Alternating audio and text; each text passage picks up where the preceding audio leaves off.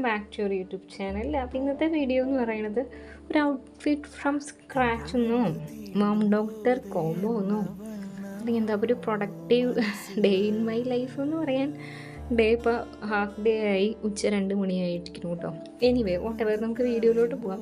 അപ്പം ഞാൻ ഇതെൻ്റെ ഒരു സാരിയാണ് കേട്ടോ. ഞാൻ ഒറ്റ തവണ ഇത് എടുത്തിട്ടുള്ളൂ. നമസ്വിയുടെ 1ാമത്തെ പിറന്നാളിൻ്റെ അന്ന് ഞാൻ എടുത്ത സാരിയാണ്. അതല്ലാതെ ഞാൻ ഇത് യൂസ് ചെയ്തിട്ടില്ല കേട്ടോ. കാരണം എനിക്ക് സാരി ഉടുക്കാൻ സത്യസന്ധമായിട്ട് പറഞ്ഞാൽ അറിയില്ല. സാരി ഹാൻഡിൽ ചെയ്ത് തീരെ ഒരു പരിചയമില്ല. യൂസ്ഡ് അല്ല സാരി ഉടുത്തിട്ട്. ഞാൻ ഭയങ്കര മെലിഞ്ഞിരുന്ന കാരണം സാരി ഉടുത്താൽ എനിക്ക് നല്ലതല്ല എന്നുള്ള ഒരു മുൻവിധി വെച്ചിട്ട് ഞാൻ സാരി ഉടുക്കാറേ ഇല്ല കേട്ടോ. അപ്പം അങ്ങനെയാണ് സാരിയുടെ കഥ. ഇത് അതിൻ്റെ തന്നെ ബ്ലൗസാണ്. ഇതൊന്നും ഞാൻ സ്റ്റിച്ച് ചെയ്തിട്ടുള്ളതല്ല. പ്രസവിച്ച് കിടന്ന സമയത്തോ അതിന് മുന്നോ എപ്പോഴോ സ്റ്റിച്ച് ചെയ്യിപ്പിച്ചിട്ടുള്ള ബ്ലൗസാണിത്. ഓക്കെ, ഇത് പക്ഷേ ബ്ലൗസ് ഞാൻ ഒരുപാട് പ്രാവശ്യം യൂസ് ചെയ്തിട്ടുണ്ട് കേട്ടോ. ഞാൻ ഈ സാരി എടുത്തിട്ടുള്ള ഫോട്ടോ ഉണ്ടെങ്കിൽ ഇവിടെ സൈഡിൽ കൊടുക്കാം കേട്ടോ. അപ്പം ഞാൻ ഓർത്തു നമുക്കിത് പാവാടിയും താവണിയും ആക്കിയാലോ. അതാവുമ്പോൾ ഇടയ്ക്കിടയ്ക്ക് ഇത് യൂസ് ചെയ്യാം, എടുത്തിടാൻ ബുദ്ധിമുട്ടില്ല. അലമാരിയിൽ ഇങ്ങനെ ഇരുന്ന് പോവില്ലല്ലോ. അപ്പോൾ ഒരു പരിപാടിയും വരുന്നുണ്ട്. അപ്പോൾ അതിന് വേണ്ടിയിട്ട് ഞാൻ എൻ്റെ ഈ സാരി കട്ട് ചെയ്യാമെന്ന് വിചാരിച്ചു. ഇത് മുന്താണിയുടെ ഭാഗമാണ് കേട്ടോ. ഇതിൻ്റെ ഉള്ളിൽ ഇങ്ങനെ മുട്ടയായിട്ട് വരുന്നുണ്ട്. അങ്ങനെയാണ് വരണേ ഒരു ഡിസൈൻ. ഈ ഒരു മാംഗോ ഡിസൈൻ, പിന്നെ ഈ ഒരു മോട്ടീഫ് നല്ലൊരു ഷെയ്ഡാണ്. അപ്പോൾ നിങ്ങൾ കാണുന്ന ഏകദേശം ആ ഒരു ഷെയ്ഡൊക്കെ തന്നെ. അങ്ങനെ ഇത് വെച്ചിട്ട് എനിക്കൊരു സ്കേർട്ടും തുന്നാന്ന് ഓർത്തു. പിന്നെ അതിന് ബാലൻസ് ആ മുന്താണിയുടെ ഭാഗത്തു നിന്ന് കിട്ടുകയാണെങ്കിൽ അതൊരു ഇൻഡിവിജ്വൽ ഒരു ഷോളാക്കിയിട്ട് മാറ്റാമെന്ന് ഞാൻ വിചാരിക്കുന്നുണ്ട് കേട്ടോ. അപ്പോൾ അതവിടെ ഇരിക്കട്ടെ. പിന്നെ ഞാൻ വീട്ടിൽ പോയപ്പോൾ എനിക്ക് അമ്മയുടെ അലമാരിയിൽ നിന്ന് ഒരു സാരി കിട്ടി. സിമിലർ ഒരു ഷെയ്ഡ്, ആ സെയിം ഷെയ്ഡ് അല്ല, പക്ഷേ സിമിലർ ഷെയ്ഡാണ്. പഴയ സാരിയാണ്. ഇത് എത്ര കണ്ട് നിൽക്കും എന്നുള്ളത് അറിയില്ല. എന്നാലും ഞാനിത് വെച്ചിട്ട് നമസ്വിക്കും സ്കേർട്ടും, പ്ലീറ്റഡ് സ്കേർട്ടും ടോപ്പും തുന്നാന്ന് ഓർത്തു കേട്ടോ. അപ്പോൾ അങ്ങനെ 2 എണ്ണം എടുത്ത് വെച്ചിട്ടുണ്ട്. ഇനി ഇതിൻ്റെ സ്റ്റിച്ചിങ്ങും കാര്യങ്ങളൊന്നും ഞാൻ കാര്യമായിട്ട് കാണിക്കുന്നുണ്ടാവില്ല, വീഡിയോ ലെങ്തി ആവും. പിന്നെ അങ്ങനെ ട്യൂട്ടോറിയൽ വൈസ് ഒന്നും കാണിക്കാനായിട്ടില്ല. ഇനിയിപ്പോൾ അത് സ്റ്റിച്ച് ചെയ്ത് കഴിഞ്ഞിട്ടുള്ളത് അതിൻ്റെ ഇടയിൽ എന്തെങ്കിലും ഭാഗങ്ങളുണ്ടെങ്കിൽ ചെറുതായിട്ട് ആഡ് ചെയ്യാം കേട്ടോ. അപ്പോൾ ഓക്കെ, എനിക്കുള്ള സ്കേർട്ട് ഞാൻ തുന്നിയെടുത്തിട്ടുണ്ട് കേട്ടോ. തുന്നുന്നത് കാണിച്ചിട്ടില്ല. ഓക്കെ, ഇത് ഒരുപാട് പ്ലീറ്റുള്ള രീതിയിലല്ല. ഞാൻ അതിൽ നിന്ന് ഒരു ചെറിയ പീസ് ആ ഷോള്, ഒരു ഇൻഡിവിജ്വൽ ഷോള് കിട്ടാൻ വേണ്ടിയിട്ട് അതിലേക്ക് മാറ്റിയിരുന്നു. അല്ലെങ്കിൽ ഞാൻ ആ മുന്താണിയുടെ ലാസ്റ്റ് ഒരു 1/2 മീറ്റർ ഒഴികെ ബാക്കിയെല്ലാം സ്കേർട്ടിലേക്കാണ് യൂഷ്വലി എടുക്കാറുള്ളത് കേട്ടോ. അപ്പോൾ ഈ സ്കേർട്ടിനും ബ്ലൗസിനും മാച്ചായിട്ട് ദാവണി ആയിട്ട് ചുറ്റാൻ വേണ്ടിയിട്ട് മേടിച്ചിട്ടുള്ള ഷോളാണിത്. നമ്മുടെ തൃശ്ശൂരുള്ള ശകുന്തളയിൽ നിന്ന് മേടിച്ചിട്ടുള്ളതുണ്ട്. അവിടെ ഇങ്ങനത്തെ കുറേ ഷോള് കണ്ടു. ഞാൻ ജോർജറ്റിൻ്റെ തുണി മുറിച്ചെടുക്കാൻ വേണ്ടിയിട്ടാണ് പോയത്. പക്ഷെ ഇത് കണ്ടപ്പോൾ ഈ കളർ ഇതിലേക്ക് നന്നായിരിക്കും എന്ന് വിചാരിച്ചിട്ട് ഞാൻ ഇതെടുത്താണ് കേട്ടോ. ഇതാണെങ്കിൽ പിന്നെ ഷോളിൻ്റെ കര അറ്റം വെച്ച് അടിക്കുകയൊന്നും വേണ്ടല്ലോ. മറ്റേ ഇത് ഒന്ന് ഷോളാക്കാമെന്ന് ഞാൻ പറഞ്ഞത് ഈ ദാവണി ചുറ്റാൻ വേണ്ടിയിട്ടല്ല. ആ കളർ ഒരു മെറ്റീരിയൽ എൻ്റെ കയ്യിൽ ഒരു ബോട്ടം മെറ്റീരിയൽ ഇരിക്കുന്നുണ്ട്. അപ്പോൾ അതൊരു ചുരിദാർ തുന്നിക്കഴിഞ്ഞാൽ അത് ഇതിൻ്റെ മുന്താണിയുടെ ഭാഗം ഷോളാക്കിയിട്ടുള്ളത് ആ ഒരു ടോപ്പിലേക്ക് യൂസ് ചെയ്യാമല്ലോ എന്ന് ഓർത്തിട്ടാണ് കേട്ടോ അങ്ങനെ ചെയ്തിട്ടുള്ളത്. ഞാൻ ജസ്റ്റ് ഇതൊന്ന് ചുറ്റി നോക്കിയതാണ്. ഇത് കുഴപ്പമില്ല, എനിക്ക് വലിയ തെറ്റില്ല എന്നാണ് തോന്നിയത്. പക്ഷേ പാവാടയ്ക്ക് സാധാരണഗതിയിൽ ഞാൻ ഇടുന്ന പ്ലീറ്റ് ഇല്ല ഇതിന്. അത് എനിക്കൊരു എന്താ പറയുക, ഒരു വിഷമമായി. പക്ഷെ സാരമില്ല, ഇവണ്ടോ നല്ലതായിരുന്നു കേട്ടോ. ആ പാവാടയുടെ മീതെ ഞാൻ ഇട്ടിരിക്കണം കേട്ടോ. അതാണ് ഞാൻ അതിൽ നിന്ന് ഷോള് സെപ്പറേറ്റ് ഉണ്ടാക്കിയെടുത്തിട്ടുള്ളത് കേട്ടോ. ഞാൻ വേറൊരു വീഡിയോയിൽ ഞാൻ ആ ഒരു ടോപ്പ് തുന്നിയതും ഷോളും കൂടെ കാണിക്കും. അപ്പം നമസ്ക്ക് വേണ്ടിയിട്ട് ഞാൻ ഈ ഒരു സ്കേർട്ടിൻ്റെ പകുതിയാക്കി വെച്ചിട്ടുണ്ട്. ലൈനിങ് അറ്റാച്ച് ചെയ്തിട്ടുണ്ട്, പ്ലീറ്റ് അടിച്ച് വെച്ചിട്ടുണ്ട് കേട്ടോ. ബാക്കി തുന്നാനായിട്ടുണ്ട്. ഏകദേശം ഒരു ഉച്ച കഴിഞ്ഞിട്ടുണ്ട്, ഉച്ചയായിട്ടുണ്ട്. അപ്പോൾ നമുക്ക് എല്ലാം കൂടി ഇപ്പോൾ ചെയ്യാനായിട്ട് പറ്റില്ല. വിട്ട് ഓരോ കാര്യങ്ങളുടെ ഇടയ്ക്കിലൊക്കെയാണ് കേട്ടോ ചെയ്യുന്നത്. അപ്പോൾ ഞാൻ ഈ സ്കേർട്ട് അങ്ങ് കംപ്ലീറ്റ് ചെയ്യുകയാണ്. ഈ സ്കേർട്ടിൻ്റെ ലൈനിങ്ങും താഴത്തെ മെയിൻ ക്ലോത്തും നമ്മൾ സെപ്പറേറ്റ് ആണ് കേട്ടോ ജോയിൻ ചെയ്ത് കൊടുക്കുന്നത്. അല്ലാതെ ഒന്നിച്ച് വെച്ച് ജോയിൻ ചെയ്യല്ല. ഇപ്പോൾ നമ്മൾ സ്കേർട്ടാണെങ്കിലും അമ്പർല ടോപ്പും അതിൻ്റെ അടിയത്തെ ലൈനിങ്ങൊക്കെ ജോയിൻ ചെയ്യില്ലേ, വേറെ വെച്ചിട്ട് ആ രീതിക്കാണ് കേട്ടോ ജോയിൻ ചെയ്യേണ്ടത്. അങ്ങനെ ആകുമ്പോഴാണ് നല്ല ഫ്ലയർഡായിട്ട് കിടക്കുകയുള്ളൂ. അപ്പോൾ നമ്മൾ താഴെ വയ്ക്കുന്ന ലൈനിങ് മീതുള്ള തുണിയുടെ അത്രയും തന്നെ വിരിവില്ല എന്നുണ്ടെങ്കിൽ ഇതിങ്ങനെ കൂട്ടിയടിച്ച് കഴിഞ്ഞാൽ അതൊരു അഭംഗിയായിട്ട് കാണിക്കും കേട്ടോ. അപ്പോൾ അതില്ലാതിരിക്കാൻ വേണ്ടിയിട്ടാണ് ഇങ്ങനെ ചെയ്തിട്ടുള്ളത്. അപ്പോൾ ഈ സ്കേർട്ടിൻ്റെ അടിയിലേക്ക് ഞാൻ ലൈനിങ് കൊടുത്തിട്ടുള്ളത് പാനൽസ് ആയിട്ടാണ് കൊടുത്തിട്ടുള്ളത് കേട്ടോ. ഞാൻ നമസ്ക്ക് എപ്പോഴും ഇലാസ്റ്റിക് ബാൻഡാണ് വേസ്റ്റിൽ വെക്കാറുള്ളത്, കൊളുത്ത് വെക്കാറില്ല. അത് ഊരിപ്പോവാൻ സാധ്യതയുണ്ട്, കുട്ടിയായതുകൊണ്ട് അത് ചിലപ്പോൾ അത് കളിക്കും എന്നൊക്കെ ഉള്ളതുകൊണ്ട് ഞാൻ ഇലാസ്റ്റിക്കാണ് കേട്ടോ എപ്പോഴും വെച്ച് കൊടുക്കാറുള്ളത്. അപ്പോൾ അത് ചെയ്തിട്ടുണ്ട്.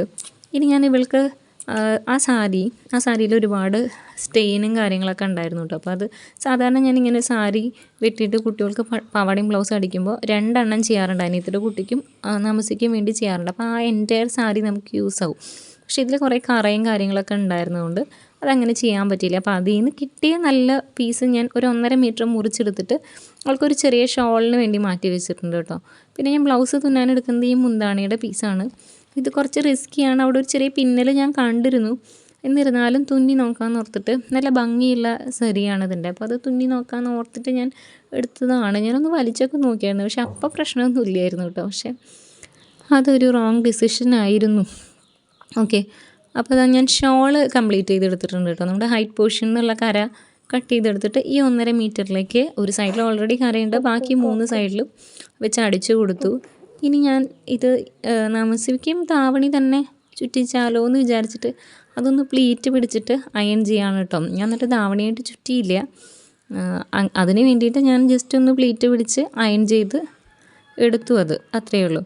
അപ്പോൾ നമ്മളിങ്ങനെ വെച്ച് അയൺ ചെയ്യുമ്പോൾ ഡയറക്റ്റ് അയൺ ബോക്സ് വെച്ചിട്ട് ഇതിൻ്റെ മീതെ കൂടെ അയൺ ചെയ്യരുത് കേട്ടോ. അത് നിങ്ങൾക്കറിയുണ്ടാവും, കുറച്ച് ഡെലിക്കേറ്റ് ആയിട്ടുള്ള മെറ്റീരിയൽ ഏതാണെങ്കിലും നമ്മൾ അയൺ ബോക്സ് നേരെ അതിൻ്റെ മീതേക്ക് വെച്ച് കഴിഞ്ഞാൽ ചിലപ്പോൾ അധിക ഭാഗം കത്തും. അപ്പം ഞാൻ പട്ടുപാവാടയുടെ പ്ലീറ്റൊക്കെ അയൺ ചെയ്യുകയാണെങ്കിലും ഇതുപോലൊരു കോട്ടൺ തുണി അതിൻ്റെ മീതേക്ക് വെച്ചിട്ട് ഇങ്ങനെയാണ് അയൺ ചെയ്ത് കൊടുക്കുക. പേപ്പർ വെച്ചിട്ട് അയൺ ചെയ്യാം, പേപ്പറിനേക്കാൾ ഒന്നും കൂടെ നല്ലത് ഇങ്ങനത്തെ ഒരു തുണി വെച്ചിട്ട് അയൺ ചെയ്ത് എടുക്കുകയാണ് കേട്ടോ.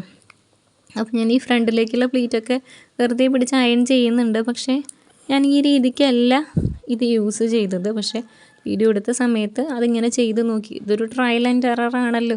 നമ്മൾ ഓരോന്നായിട്ട് എങ്ങനെ സ്റ്റൈൽ ചെയ്താലായിരിക്കും നന്നായിരിക്കുക എന്നുള്ളത് ട്രൈ ചെയ്ത് നോക്കല്ലേ, ആ രീതിക്ക് അത് അയൺ ചെയ്ത് പോയതാണ് കേട്ടോ. അപ്പോൾ ഈ വീഡിയോ നിങ്ങൾക്ക് ഏത് രീതിയിൽ ഹെൽപ്പ് ആവും എന്നുള്ളത് എനിക്കറിയില്ല. ഞാനൊരു വർക്ക് ഫ്ലോ കാണിക്കാമെന്നുള്ള രീതിക്കാണ് ഇത് ചെയ്തിട്ടുള്ളത് കേട്ടോ. അപ്പോൾ അതിൻ്റെ ടോപ്പ് തുന്നാൻ വേണ്ടിയിട്ട് ഞാൻ കട്ട് ചെയ്ത് വെച്ചിട്ടുണ്ട്. നെക്കൊക്കെ ഒരു പാറ്റേണൊക്കെ കൊടുത്തിരുന്നു.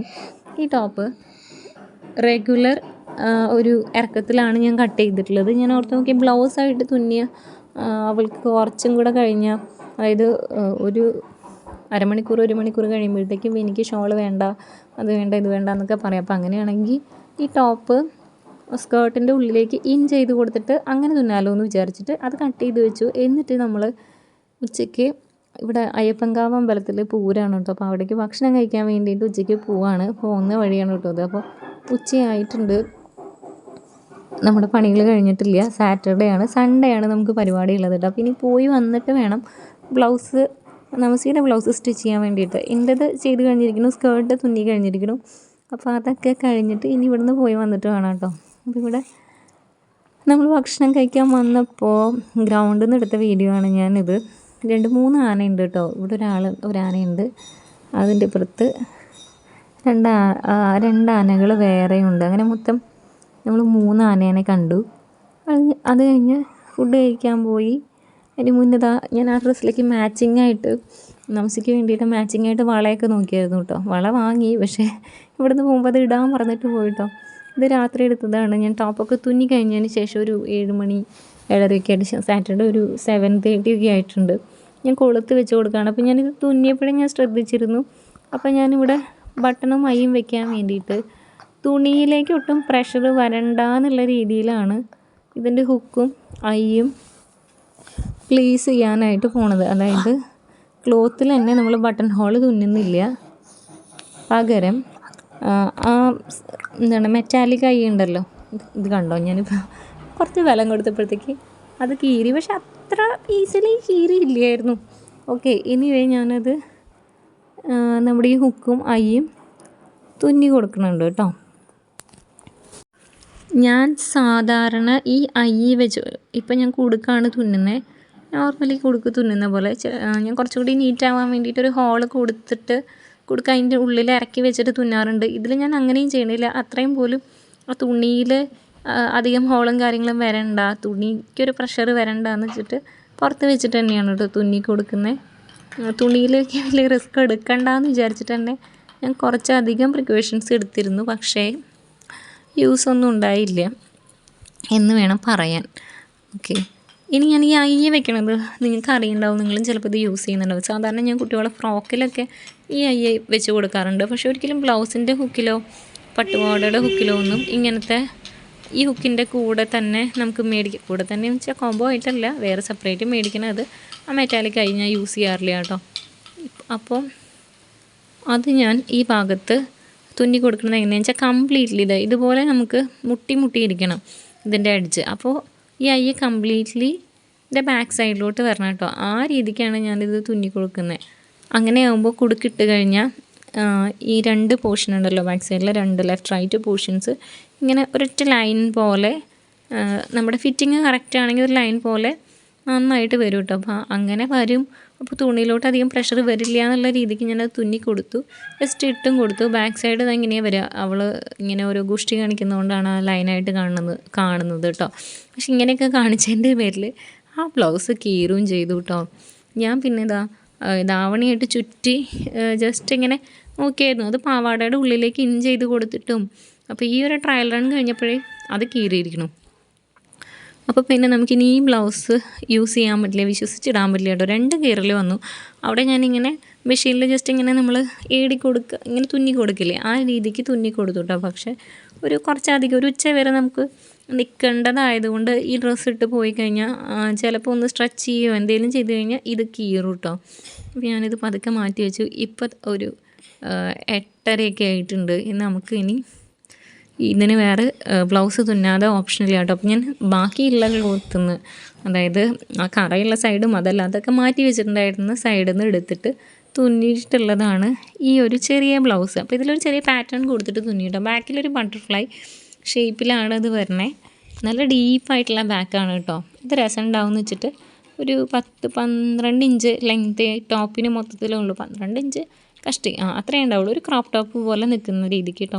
അപ്പോൾ ഇതിങ്ങനെ പ്ലെയിൻ ആയതുകൊണ്ട് ഇതിൽ എന്തെങ്കിലും ഒരു വർക്ക് കൊടുക്കാമെന്ന് വെച്ചിട്ട് എൻ്റെ കയ്യിലുള്ള ബീഡ്സും ബീഡ്സും കട്ട് ബീഡ്സൊക്കെ നോക്കുകയാണ്.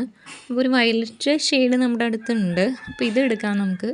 ലാസ്റ്റ് ടൈം നമ്മളിതുപോലെ ഒരു ലാവൻഡർ ഡ്രസ്സ് ചെയ്തപ്പോൾ അതിലേക്ക് മേടിച്ചിട്ടുള്ളതാണ്. അപ്പോൾ അതിൽ കുറച്ചുണ്ട് കേട്ടോ. അപ്പോൾ ഞാൻ വിചാരിക്കുന്നത് നെക്കിലും ബാക്ക് നെക്കിലുമായിട്ട് ബീഡ് വർക്ക് കൊടുക്കാനാണ്. വളരെ ഇലാബറേറ്റായിട്ട് വർക്ക് ചെയ്തെടുക്കാനുള്ള സമയമൊന്നുമില്ല. ഇപ്പോൾ സമയം ഒരു 11 മണിയായിട്ടുണ്ട് ഓൾമോസ്റ്റ്. ഞാനിത് തുന്നി കഴിച്ചിട്ട് കിടക്കാമെന്ന് ഓർത്തിട്ടാണ് ഇത് എടുത്തത്. പക്ഷേ എനിക്ക് വൈകുന്നേരം ഇത് തുന്നാൻ പറ്റിയില്ല കേട്ടോ. രാവിലെയാണ് അത് തുന്നിയിട്ടുണ്ടായിരുന്നത്. അപ്പോൾ ഇതിലേക്ക് മാച്ചിങ് ആയിട്ട് വേറെ എന്ത് ബീഡുണ്ട് നോക്കിയപ്പോൾ എൻ്റെ കയ്യിൽ സിൽവർ ഒരു ട്രാൻസ്പെറൻ്റ് ആയിട്ടുള്ള വൈറ്റിഷ് സിൽവറിഷ് എന്നൊക്കെ പറയുന്ന പോലത്തെ ഷെയ്ഡിലുള്ള ബീഡ്സും ഉണ്ടായിരുന്നു. അപ്പോൾ ഞാൻ ഇത് രണ്ടും കൂടെ ക്ലബ് ചെയ്തെടുക്കാം എന്ന് വിചാരിച്ചിട്ട് ഒക്കെ മാറ്റി വെച്ചിട്ടുണ്ട് കേട്ടോ. അങ്ങനെ പിന്നെ നിങ്ങൾക്ക് ഇഷ്ടമാണെന്നുണ്ടെങ്കിൽ, നിങ്ങൾക്ക് സമയം ഉണ്ടെന്നുണ്ടെങ്കിൽ കുറച്ച് സീക്വൻസ് വർക്കോ എന്തെങ്കിലുമൊക്കെ ഇതുപോലെയുള്ള ഡ്രസ്സിൽ നന്നായിട്ട് തന്നെ ആഡ് ചെയ്ത് കഴിഞ്ഞാൽ നല്ല ഇതായിട്ട് നിൽക്കും കേട്ടോ. പിന്നെ എനിക്കൊരു പ്രത്യേക കാര്യം പറയാനുള്ളത്, എപ്പോഴും നമ്മൾ തുന്നാൻ വേണ്ടി എടുക്കുമ്പോൾ നിങ്ങൾ സ്വന്തമായിട്ട് തുന്നുകയാണെങ്കിൽ ഓക്കെ, തുണി ഇത്തിരി മോശമാണെങ്കിലും കുഴപ്പമില്ല, നമുക്ക് തുന്നുന്നതിനുള്ള എക്സ്പെൻസ് വരുന്നില്ലല്ലോ. അതർവൈസ് എപ്പോഴും തുണിയുടെ ബലം നോക്കിയിട്ട് മാത്രം കൊടുത്ത് തുന്നിപ്പിക്കുകയാണെങ്കിൽ എടുക്കുക കേട്ടോ. ഇതിപ്പോൾ എനിക്ക് ലൈനിങ്ങിൻ്റെ ചാർജ് മാത്രമാണ് ഇതിൽ എക്സ്പെൻസ് ആയിട്ട് വരുന്നുള്ളൂ. തുന്നുന്നത് ഞാനായതുകൊണ്ടാണ് ഞാൻ ഈ തുണിയുടെ ബലം അത്ര കാര്യമായിട്ട് മൈൻഡ് ചെയ്യാത്തത്. അപ്പോൾ അത് പ്രത്യേകം ശ്രദ്ധിച്ചിട്ട് എടുക്കുക. വളരെ എക്സ്പെൻസീവാണ് സ്റ്റിച്ചിങ് കോസ്റ്റ്. അപ്പോൾ നമ്മൾ കൊടുക്കുന്ന തുണി നല്ലതായിരിക്കാൻ നമുക്ക് കുറച്ചധികം പ്രാവശ്യം ഈട് നിൽക്കാൻ പാകത്തിനുള്ളത് തന്നെ കൊടുക്കുക കേട്ടോ. ഞാനിത് ഈ 2 ബീഡ്സും ഇങ്ങനെ തുന്നിയെടുത്തിട്ടുണ്ട്. മിക്സ് ചെയ്ത് ഒരു ലൈൻ 4 വയലറ്റ് ബീഡ് വെച്ചിട്ട് ഒരു line, next line 4 silver bead വെച്ചിട്ട്, അങ്ങനെ 2 സൈഡിലും ഞാനിങ്ങനെ തുന്നിയെടുത്തിട്ടുണ്ട് കേട്ടോ. വെറുതെ കുത്തി തുന്നിയെടുക്കുകയാണ് ചെയ്തിട്ടുള്ളത്. അതിൽ ക്രിയേറ്റീവായിട്ട് പ്രത്യേകിച്ച് ഒന്നുമില്ല. കുറച്ച് ക്ഷമയും കുറച്ച് നേരവും അത് മാത്രമേ ഉള്ളൂ ഈ ഒരു ഡിസൈനിൻ്റെ ബാക്കിലുള്ളത്. ഓക്കെ, ഇനിയിപ്പോൾ നെക്സ്റ്റ് ഡേ നമ്മൾ ഒരു ചെറിയ ഫങ്ഷൻ ഉണ്ടെന്ന് പറഞ്ഞിരുന്നല്ലോ. അപ്പോൾ അവിടെ നിന്ന് ഞാൻ ഈ ഒരു ഡ്രസ്സ് കാണിക്കാൻ വേണ്ടിയിട്ട് ഈ വീഡിയോയുടെ കംപ്ലീഷന് വേണ്ടി എടുത്തിട്ടുള്ള കുറച്ച് ക്ലിപ്സാണ് കേട്ടോ ഇതിൽ ആഡ് ചെയ്തിട്ടുള്ളത്. നല്ല രസമുണ്ടായിരുന്നു, നല്ല ഭംഗിയുണ്ടായിരുന്നു നമസിക്ക് ഈ ഡ്രസ്സ്. സ്കേർട്ടും ആ ഒരു ടോപ്പും അതിൻ്റെ ബാക്ക് അടിപൊളിയായിരുന്നു കേട്ടോ. ഒരുപാട് പേര് പറഞ്ഞു കേട്ടോ നല്ല ഭംഗിയുണ്ട്, നമസിയുടെ ഡ്രസ്സ് നല്ല അടിപൊളിയായിട്ടുണ്ടെന്ന് കുറേ പേര് അപ്രീഷിയേറ്റ് ചെയ്തിരുന്നു. നല്ല സന്തോഷമായി കേട്ടോ. നമസി പിന്നെ വീഡിയോയ്ക്ക് വേണ്ടി ഒരു ഫോട്ടോ കൊടുക്കാനൊന്നും അല്ലെങ്കിൽ വീഡിയോ എടുക്കാനൊന്നും നിന്ന് തരാത്തതുകൊണ്ട് അവളുടേതായിട്ടുള്ള കളിയും കാര്യങ്ങളൊക്കെ ആയിട്ട് നിന്നപ്പോൾ ഞാൻ എടുത്തിട്ടുള്ളതാണ് കേട്ടോ. അതിനകത്ത് എൻ്റെ ഒരു ധാവണിയുടെ എങ്ങനെയുണ്ട് എന്ന് കാണിക്കാൻ വേണ്ടിയിട്ടും കൃത്യമായിട്ട് ഫോട്ടോ ഒന്നും എടുക്കാൻ പറ്റിയിട്ടില്ല കേട്ടോ, വീഡിയോ എടുക്കാൻ പറ്റിയിട്ടില്ല. ഉള്ളത് ഞാനിതിൽ ഇട്ടിട്ടുണ്ട് കാണാൻ വേണ്ടിയിട്ട്.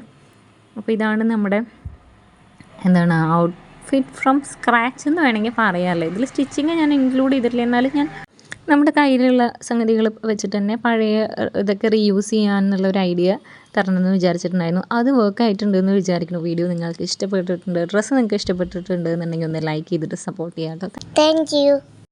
ചാനലൊന്നും മറക്കാതെ ഒന്ന് സബ്സ്ക്രൈബ് ചെയ്തിട്ട് പോണേ. അപ്പോൾ ഓക്കെ, അടുത്ത ഒരു വീഡിയോ ആയിട്ട് വരാം കേട്ടോ. Thank you.